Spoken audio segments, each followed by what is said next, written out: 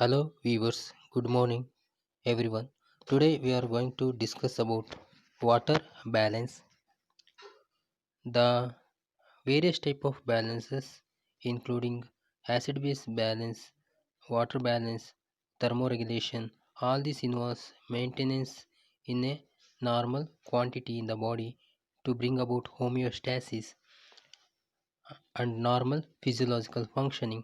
Water, which is considered as liquid of life, is very important for our various biochemical and physiological functions, and the water should be maintained in a balanced condition for normal well-being. So today we are going to discuss what is water balance and also water imbalance. So let us see in the content. The content that we are going to cover is function of water in the body, distribution of water in the body, daily requirement, and water turnover and regulation of water metabolism, that is the role of hormones such as ADH and thirst centers in maintaining the water balance. Let us begin with function of water. Water has a various function in our body. The few of the main functions that are highlighted and we are going to discuss are: first one, it is called as medium for biochemical process. Water is a universal solvent, so it is a best medium for biochemical process. Water provides aqueous media for all biochemical reactions in the body. So various type of enzymes require water, various type of chemical reactions requires water for the to perform. Hence it is very important for various biochemical process. And second, it participate in the chemical reactions. Water directly participates as a reactant in several biochemical reaction as just discussed now. And hence we are drinking water not as just a thirst satiation, but also for chemical reaction to perform in our body. Hence we are taking water.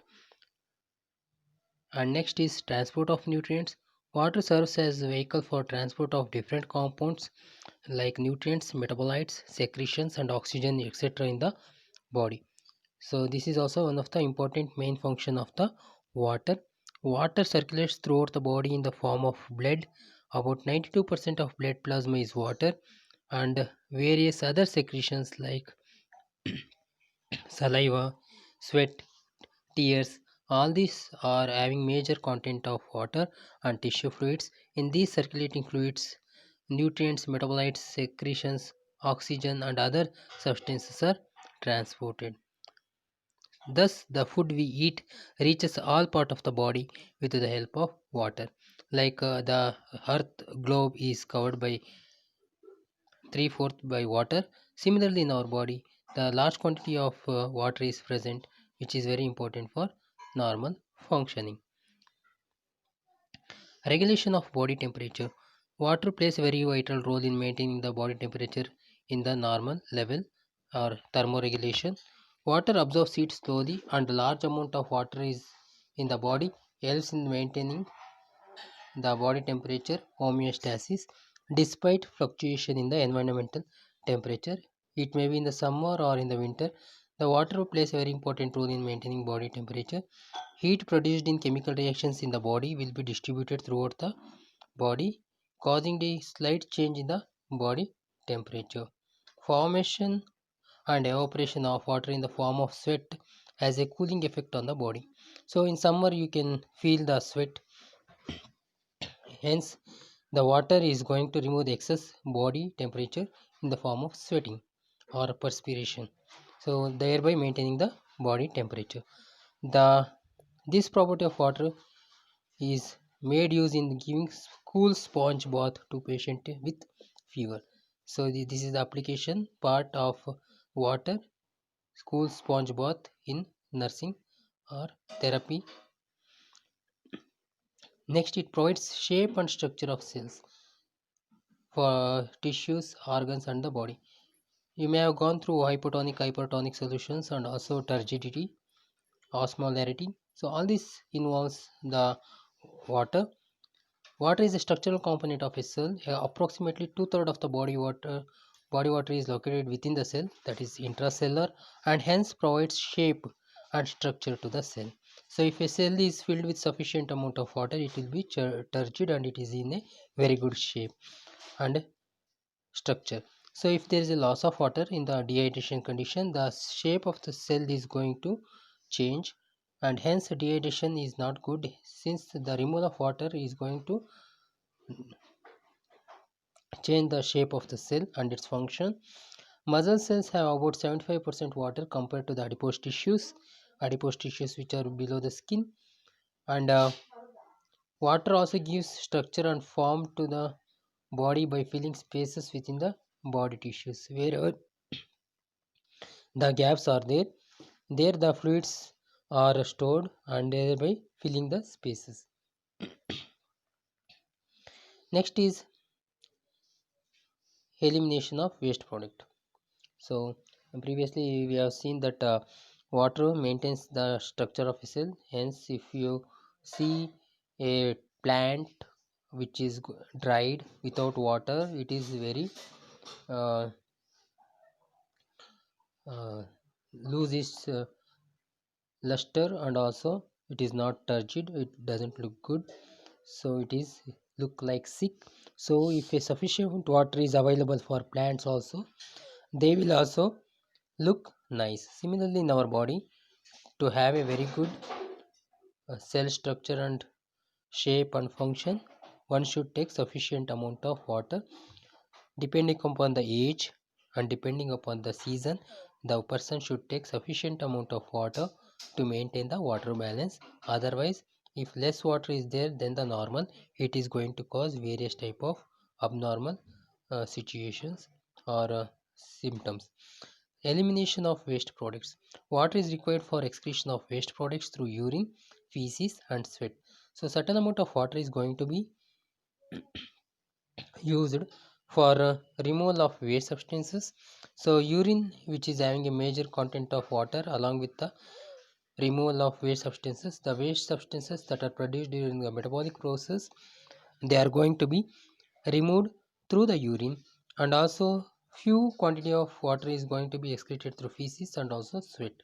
So water plays a very vital role in detoxification process. Detoxify means removal. Delete first two letter D. Delete. Toxic, remove the toxic from the body in the form of urine, like various type of creatinine, urea, uric acids. These substances are going to be removed through urine along with water. Next is lubrication effect. Water is plays a vital role or a major component of ground substances like mucus and other lubricating fluids as a lubricating effect. So between the joints and in various parts of the body, if you can move smoothly, it is because of the contribution of water, which is going to act as a ground substances and as a lubricating effect. For example, synovial fluid within the joints reduces the friction and helps to provide smooth movement. Saliva and mucus acts as lubricants in mouth and esophagus for chewing food substances and swallowing the food substances. Water is important for movement of the bones, tendons, ligaments. So there you can have these ground substances, which is having a major component of water with along with various other substances, helps in the lubricating effect. So these are the some of the few important functions that we have discussed, and it is a very important topic. Let us see water distribution in the body. How water is distributed and where it is distributed and how much quantity it is distributed. Water is the chief constituent of the body. So it is the one of the major important constituent of the body. About 60% of the body weight is water. So the most of our body weight is due to contribution of water present in our body.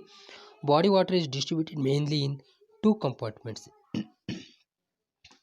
So water in our body is distributed in two compartments. That is, one is intracellular. Intra means inside, cellular means cell. So inside the cell is intracellular. So water present inside the cell is intracellular fluid. Extracellular fluid, extra means outside and extracellular means outside the cell. Water present or fluid present is called as extracellular. If you want to uh, depict with an example, for example, you take a balloon, fill the balloon with water. So the balloon is having water inside, and then keep that balloon inside the tank with water. So then you can imagine, then if I ask question where you can have water, so you can say the water is present inside the balloon, and that balloon which is kept inside the tank, then you can say the water is present outside the balloon also. So water is present inside the balloon and outside the balloon. So the balloon indicates the cell. So similarly, if you illustrate the same example with the cell also, if a balloon is considered as a cell, the water present inside the cell is called as intracellular, and water present outside the cell or fluid present outside the cell is called as extracellular. So in both areas you can observe fluids. So let us see first one, intracellular fluid, which is short form ICF. The fluid found within the cell is called intracellular, and extracellular fluid means the fluid found outside the cell is called as extracellular. The extracellular fluid is further divided into intravascular fluids like blood plasma within the blood vessels, and extravascular fluids which includes interstitial fluids like lymph fluids, etc. Let us see the flow chart showing the distribution of fluids in the body in the ICF and ECF. Fluid distribution in a 70 kg normal person is about 42 liters. The total body water 42 liters of a person. Among that, 60% of the body weight it is going to measure. In that compartment are made into intracellular, that is in 40 to 28 liters is intracellular, that contributes for 40%, and extracellular fluid, that means in 42% extracellular fluid is 20%, that means 20% of 42 is 14 liters. So you have to just see this, intracellular 28 plus extracellular 14, total you will get 42, and that is in the top total body weight you can see in the bracket 42 liters. That is the distribution in intra and extracellular. Next to that, you can see 40% in intracellular and 20% in extracellular. 40 plus 20 is 60%. Then again you go to in the top heading 60% of the body weight, so 40 plus 60. So fluid distribution in the liter wise and also in percentage wise they have shown in the flowchart. And the extracellular fluid, as explained, is again distributed or classified into two types: intracellular intravascular fluid and extravascular fluid. Vascular means blood vessels, intra means inside the blood vessels are called as intravascular, and extra means outside the blood vessels is called as extravascular. So it contributes for 20%, 14 liters and 20%. So if you distribute the same in these two, the 4% of body 4% of the body weight, that is in the extracellular fluid, 2.8 liter is inside the blood vessels, and 11.2 liters is present outside the blood vessels in the extracellular. So 2.8 liter plus 11.2 liter, you will get 14 liter. Similarly, below these two you can see 4% and 16%, you can combine together, you will get extracellular.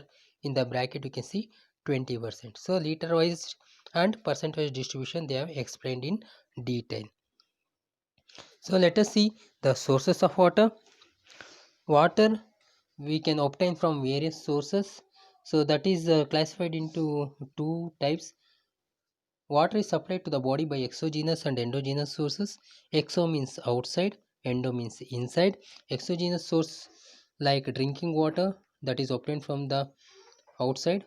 Milk, which is liquid, most part of it is water.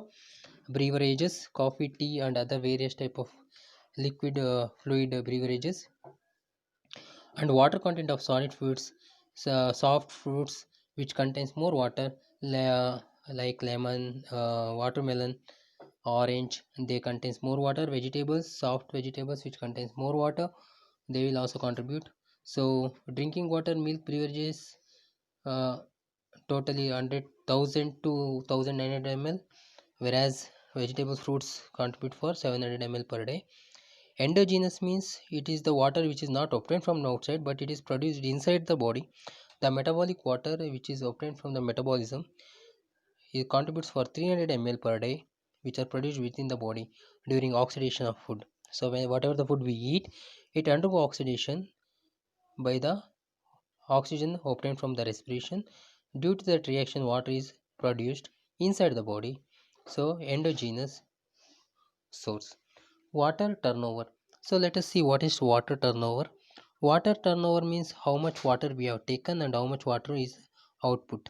So that is called as water turnover. Turnover. In a healthy person, the water intake should nearly be equal to water output, and the body water content is maintained fairly constant. Constant means if you take a certain amount of water, the same quantity of water is removed. So intake should is equal to output. That is what usually water balance or water turnover. Let us see water intake. So what are the different sources of water intake that we have discussed? So that again in detail is shown here. Normal intake of water in a healthy individual is about 2000 to 2900 ml per day. This differs according to the age and also physical work and also climate conditions. Water is supplied to the body by exogenous and endogenous sources. Exogenous sources, ingested water, drinking water, beverages, water content of present in the food items as just now discussed. Endogenous also we have just discussed by metabolic process produced within the body by oxidation process. So this in measurement or quantity wise we are going to discuss. uh, you can see in the water intake 1000 ml to 1900 ml by beverages and solid foods. So you can calculate it. Thus calculate the amount of water intake by exogenous and compare it with the water output in the form of exogenous, means in the form of water output. So what you have to do is in exogenous and endogenous water intake, just calculate the values. So 1000 plus 700 plus 300, that is total contribute for water intake. So that the topic A water intake, the total amount is should be equal to the topic B, that is water output.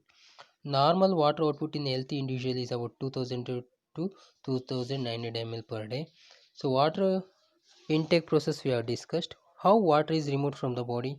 It is removed in the various forms. One is urine, which major contribution of water removal, 1000 to 1500 ml per day. Skin in the form of sweating, 450 to 900 ml per day. Lungs in the form of respiration. So lungs also removes water. If you take a mirror and just blow from your mouth to the mirror, you can see the wetting of the mirror. It is because of water present in our respiration process.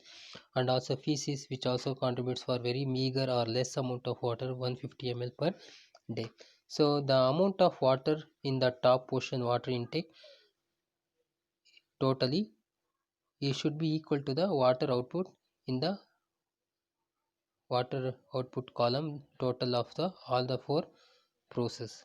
This is water intake. If is equal to water output, it is called as water balance.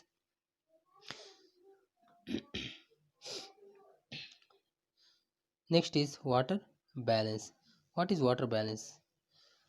The water balance is very important because if water is in a balanced condition, then the normal physiological and physical process takes place. If there is any alteration in the water balance, it is going to hamper our various physiological functions. The term water balance is defined as the maintenance of water content of the body. Water balance is achieved by balancing the water intake and water output. So you have to keep in mind that balance takes place with the quantity of water intake and the quantity of water output. If both are same, intake of water quantity and output of water is equal, then it is called as water balance, as just we discussed mm, just now. And let us see how our body can maintain water balance. If you drink more water, how it is going to maintain water balance, and if you drink less water, how it is going to balance. For example, if you drink more water, then a simple example, the more urine output takes place.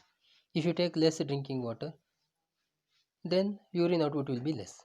So our body, by like this, several mechanisms are there by which it is going to monitor and regulate the water level or water balance in our body. So let us discuss few of them. Water balance is regulated by following mechanism. One is thirst center. Thirst center located in the hypothalamus of brain regulates the intake of water. Then when there is a water loss, the body reaches condition called dehydration. The dehydration stimulates the thirst center, which causes us to drink water. So what make us to drink water? Thirst. Why thirst takes place? Because it's a body mechanism which is going to monitor the water balance. Whenever there is a less water content in our body, it is going to get activated thirst centers and thereby motivate or stimulate you to drink water. So that's why we drink water. So drinking water is a process of maintaining water balance inside our body. Antidiuretic hormone, which is in the short form called as ADH, secreted from the posterior pituitary gland, promotes water reabsorption from kidneys and thus reduces the loss of water from the body. For example, if you take less water, or if water is in the less quantity, and if you are not drinking water, even though thirst centers are there, then the another mechanisms by which we can maintain water balance is ADH, which is secreted from the pituitary glands. They are going to activate kidneys, thereby stimulating more reabsorption of water. So more reabsorption of water means less urine output, thereby water is restored and reduces the loss of water from the body. Aldosterone. Aldosterone is a hormone secreted from the adrenal cortex. If you see this, it is very easy. If you can come across, AD means adjacent, RENL, renal means kidney, adrenal means adjacent to kidney. If you go through anatomy, the tissue or organ on the top of the gland above the kidney, you can see one gland that is called as adrenal gland. So that is having two parts. One is adrenal cortex and adrenal medulla. This aldosterone is produced from the adrenal cortex, adjacent to renal, adjacent, AD, renal, adrenal. So it's a very easy for you to know the region. It increases sodium reabsorption by renal tubules along with sodium ions, chloride ions, and also uh, are also absorbed. So these various ions are reabsorbed. When the salts and ions are reabsorbed, thereby it maintains uh, electrolyte level, which in turn also maintains the water level.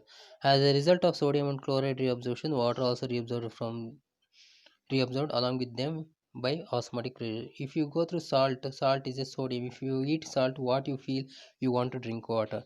Similarly, when aldosterone is going to reabsorb the sodium ions, the wherever sodium goes, the water is followed. So similarly, water reabsorption takes place. Next is urine formation. Urine formation, if excess water is injected, the kidney responds to it and excess water is excreted in the urine and water balance is maintained. So urine formation is a major process of water regulation, whereby if excess water is injected, our kidneys are going to respond, and it involves in excess urine formation, thereby maintaining the water balance. And this is the few of the mechanism by which regulation of water balance takes place. Thank you.